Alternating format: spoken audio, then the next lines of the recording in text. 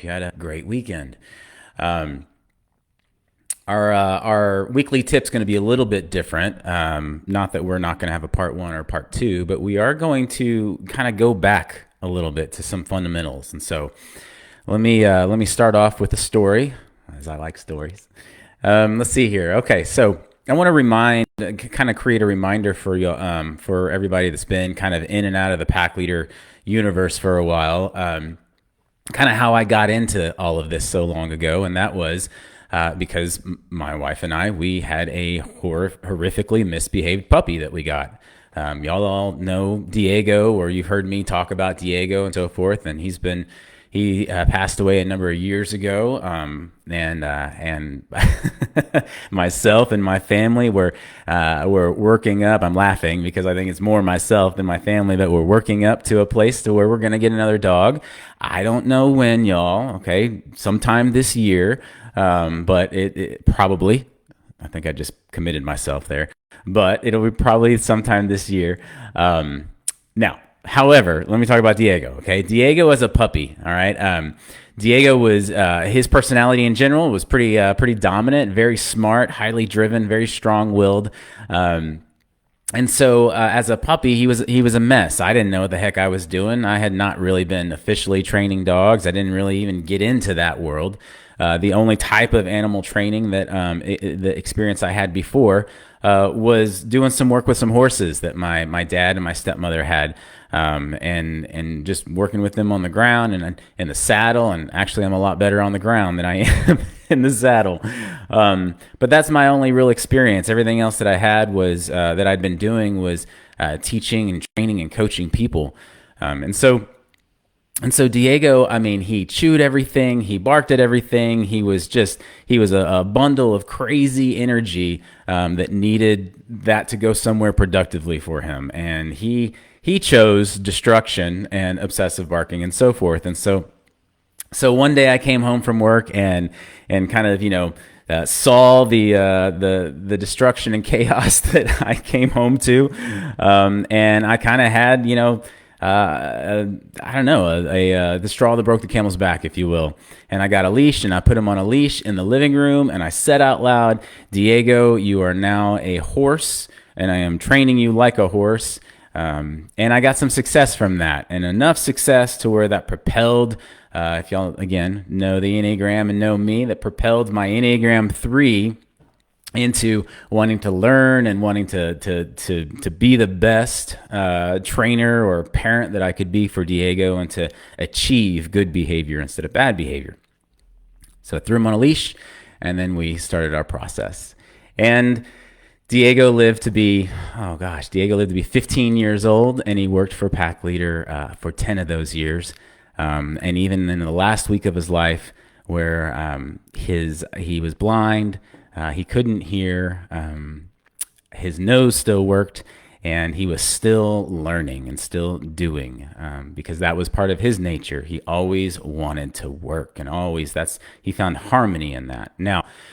Now, what I want to talk to y'all about today, and why I tell that story, is because I want us to kind of get back to some of the fundamental principles that I teach in Pack Leader. And one of the fundamental principles that I teach in Pack Leader is knowing our leadership style. Okay, and now don't worry, this is not like a whole Enneagram thing again. For those that don't know, in the private group, we had an Enneagram workshop, the Enneagram personality typing, where we took our personality types and we started to kind of weave them into our dogs' personalities and their tendencies and so forth, and then kind of really see how we can bring harmony to how we lead, how we communicate, and how we design the harmony in our companionship and our life with our dogs. So that's not what we're doing right now. However, I do want to teach you that there are two leadership styles that I teach in Pack Leader, okay?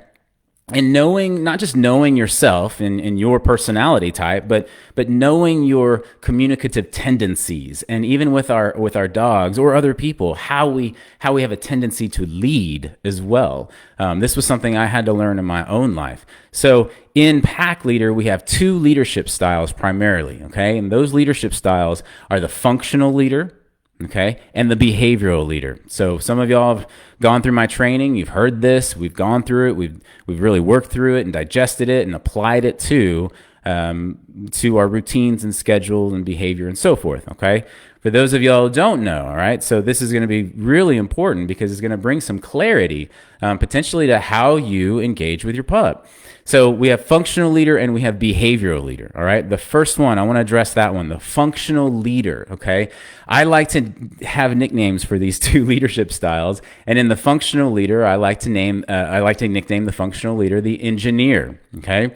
And the basic definition here is that the functional leader feels more confidence, more peace in their ability to communicate and lead with their dog by using tools, routines, schedules, mechanisms, structures, boundaries, those types of things.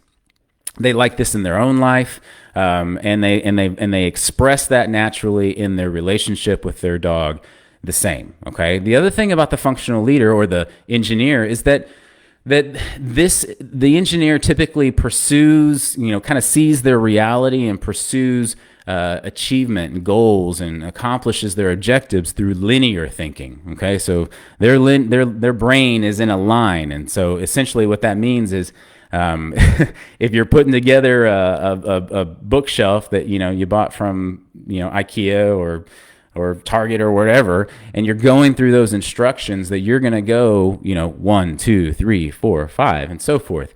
You're going to need to hit each step in order to move to the next step.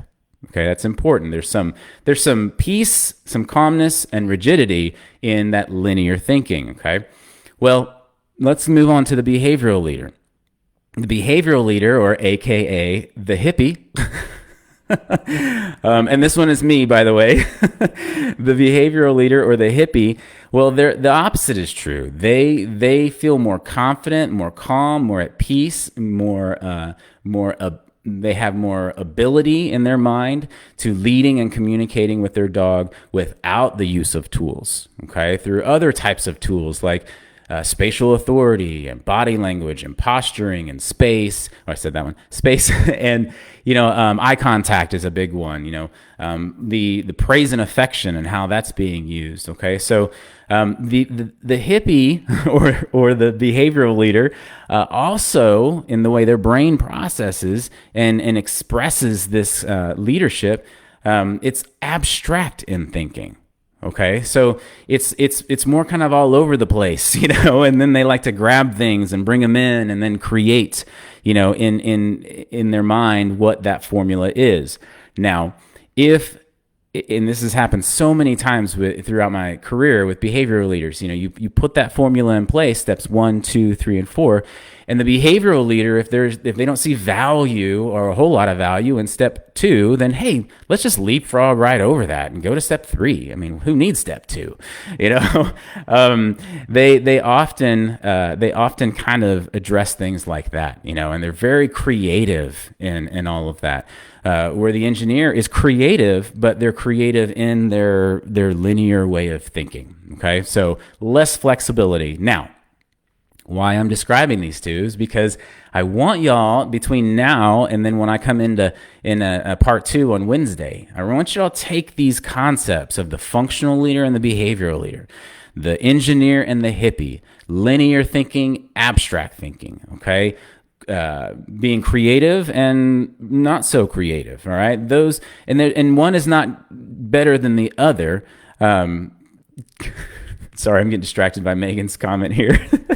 One's not better than the other. The reason why I want to present these things to you is because we lean towards one rather than the other. We use both of them. I don't want y'all to misunderstand. We use both of them. We'll talk about that more in part 2.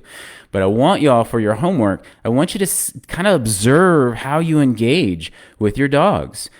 Do you have a tendency to go to using the leash or the tools? Do you have a tendency to give more perceived freedom and not define the boundaries?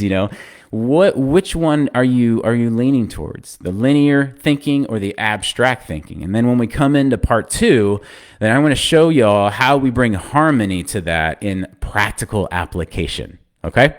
So, Megan, Would you be shocked if I think I'm a mix of both? No, no, Megan, I would not. I would not be shocked at all, because to what I just said, we all are a mix of both. Okay, so for right now, I want you to really try to observe and pay attention to which one you lean towards more times than not. Okay, and then the second thing for bonus points, you can observe if that is productive for you, if that works for you and your pup. Okay, so always remember our dogs have their own personality. Okay, they have the ability to have their own personality, but a lot of who they are comes from a projection of who we are. Okay, and so not only knowing a little bit more about yourself and then your leadership style, or that's going to work, knowing more about yourself, but then your leadership style and how that's executed, yeah, that can really change the dynamics in your companionship with your pup. So, okay, guys, chew on that for between now and Wednesday. When we come back, we'll build on this and how do we design the practical application and how we design the harmony in that too. Okay, y'all enjoy this beautiful day, and I'll see you soon.